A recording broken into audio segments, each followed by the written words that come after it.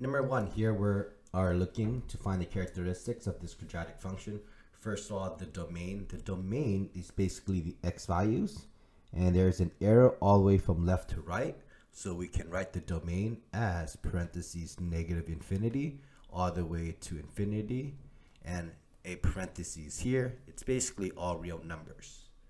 Next, the range would be the y values. It looks like it stops here, and then the lowest value here goes all the way down there. So it looks like it is from negative infinity. So parentheses negative infinity goes all the way to that value of number 4, and it stops at number 4, so we bracket the 4. The x-intercepts are located right here, which is the first point of negative 1 comma 0, and then the second point here at 3 comma 0. The y-intercept is located right here, which is the point 0 comma 3. The line of symmetry is the line that splits it in half, so it goes straight down right there. That is the value x is equal to 1, so we write x is equal to 1.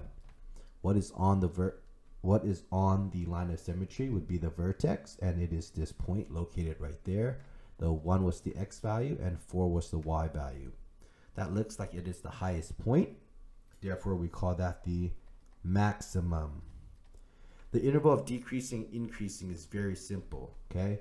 On the left-hand side, it looks like this is increasing, and this is going from parentheses negative infinity all the way to that 1. Then on the other side, it looks like it is decreasing, and that starts from 1 all the way to positive infinity. So we can just put it here.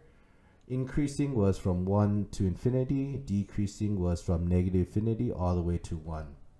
The end behavior, notice it is both pointing down, no matter what. So it looks like it's going to approach negative infinity.